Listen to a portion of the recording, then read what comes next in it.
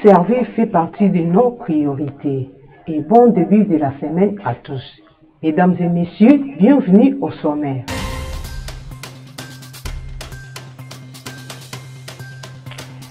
Le président Félix Antoine Tshisekedi a pris part ce dimanche 7 septembre 2025 au 7e sommet extraordinaire des chefs d'État.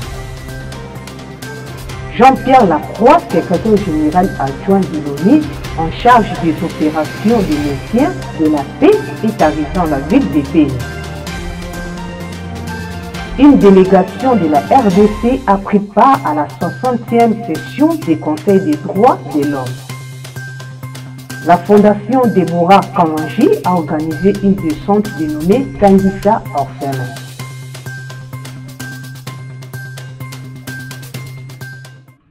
Encore une fois de plus, bonsoir. Ouvrons par la présidence.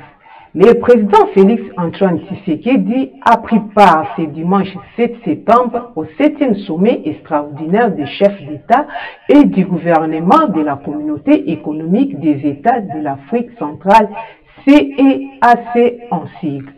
Suivez les détails.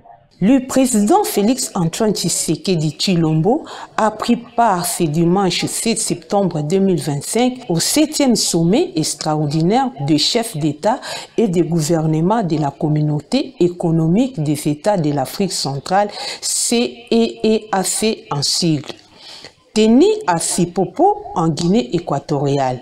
Par ailleurs, les chefs d'État participant à ce sommet ont appelé à la mise en œuvre immédiate de la résolution 2773 du Conseil de sécurité des Nations Unies, considérée comme un socle essentiel pour la paix dans la région. Lors de ce sommet, les chefs d'État ont également discuté de la situation sécuritaire en RDC, marquée par des conflits et l'occupation de plusieurs localités du Nord et Sud Kivu par des groupes rebelles. Signalons que la conférence a également salué les efforts conjoints des processus de Lomé, Doha et Washington en faveur de la restauration de la stabilité dans la zone. Retenons que le sommet a renouvelé la gouvernance de la CEAC avec la désignation d'Ezekiel Nibigira du Burundi comme nouveau président de la commission de la CEAC pour les 5 prochaines années. La ministre de la Jeunesse, Grace Aimé Coutinho, a été reçue ce samedi par le président de la République, Félix Antoine Tshisekedi, à la Cité de l'Union africaine. Le chef de l'État congolais Félix Antoine Tshisekedi vient d'accorder une audience le samedi à la Cité de l'Union africaine à la ministre de la Jeunesse, Grace Aimé Coutinho, qui a présenté la nouvelle équipe dirigeante du Conseil national de la jeunesse ainsi que l'ambassadeur de la jeunesse congolaise. En outre, pour la ministre Grace Coutinho, la dite activité s'inscrit dans le cadre des préparatifs de consultation nationale de la jeunesse.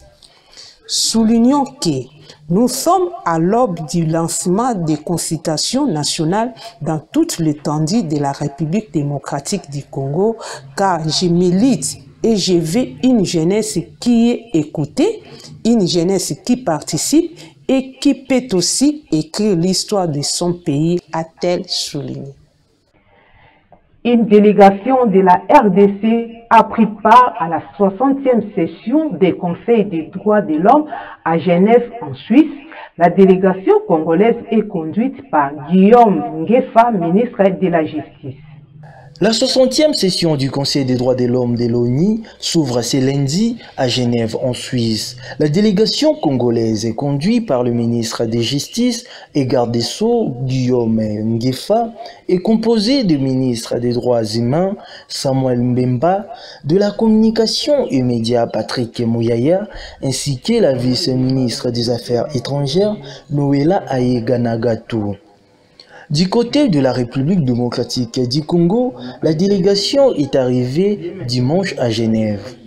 Cette organisation est composée des 47 États membres élus par l'Assemblée générale des Nations unies.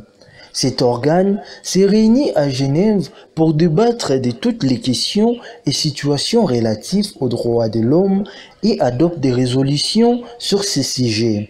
Le Conseil des droits de l'homme des Nations Unies travaille également à renforcer le respect des droits humains pour tous et à lutter contre ces violations. Il aborde toutes les questions et situations relatives aux droits de l'homme qui requièrent son attention. Durant près de 5 semaines, le Conseil examinera la situation des droits humains dans 40 pays, présentés par les secrétaires de l'ONU, le Haut Commissariat des droits de l'homme, des experts indépendants et des organes d'enquête.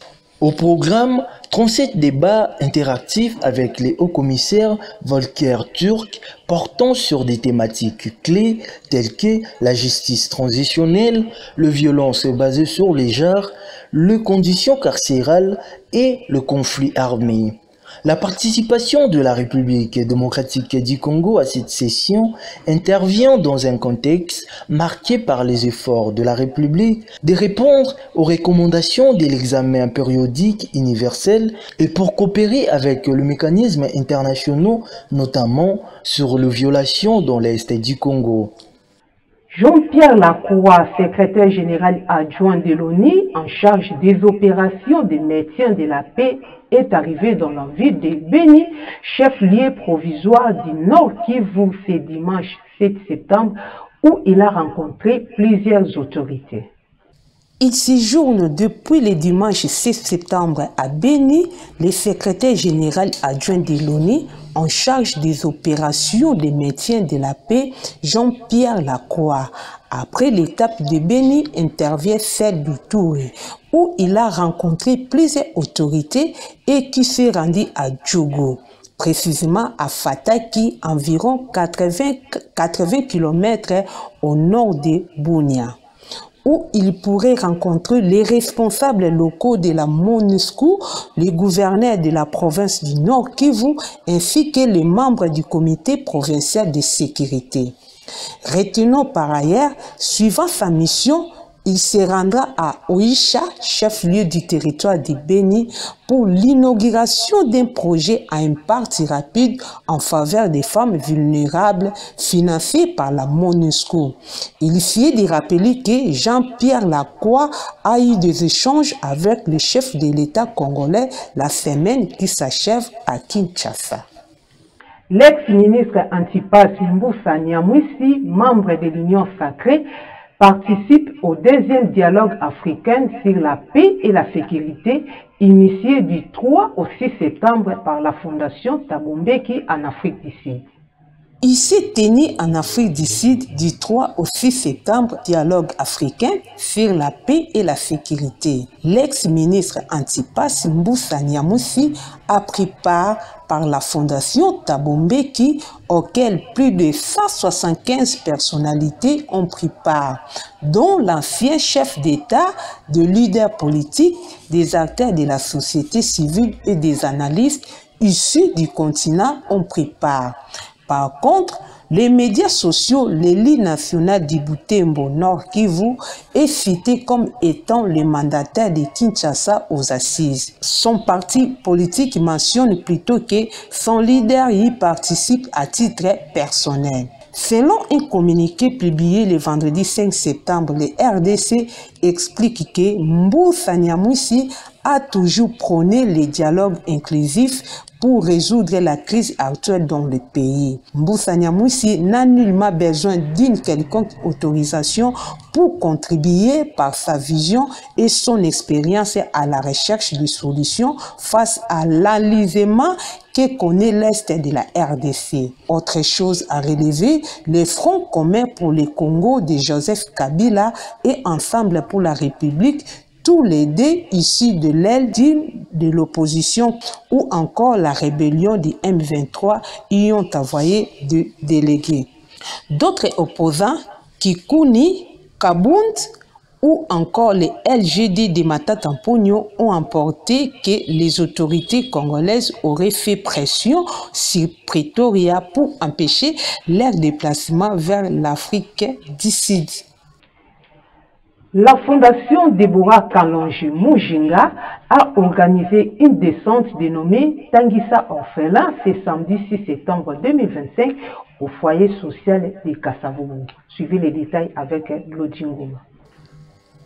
La Fondation Deborah Kalonji Mujinga a organisé une descente dénommée Tanguissa Orphelin au foyer social de Kasavubu situé sur l'avenue Bousso Djano, numéro 34. C'est samedi 6 septembre 2025. L'objectif de cette action était de permettre aux jeunes élèves de ce foyer d'avoir une bonne rentrée scolaire. Tout a commencé par une prière faite par le secrétaire général de la Fondation Deborah Kalonji Mujinga, M. Patrick Akana. S'en est suivi du remise à titre symbolique par le coordonnateur Mido Kintuntu de quelques fournitures scolaires à M. Félix Tey Boapapa, chef de division technique et responsable du foyer social Kasavubu. La délégation a ensuite visité le foyer pour palper les réalités que vivent ces enfants et, en bon père de famille, le coordonnateur de la Fondation Deborah Kalonji Mujinga, M. Mido Kintuntu, a pris bonne note et promet une intervention de la Fondation aux besoins de l'orphelinat. Votre édition est complètement bouclée. Voici les rappels des titres.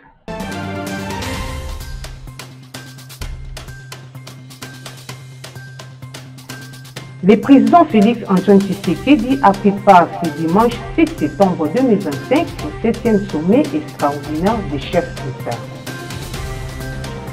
Jean-Pierre Lacroix, secrétaire général adjoint de l'ONU en charge des opérations de maintien de la paix, est arrivé dans la ville de Béni.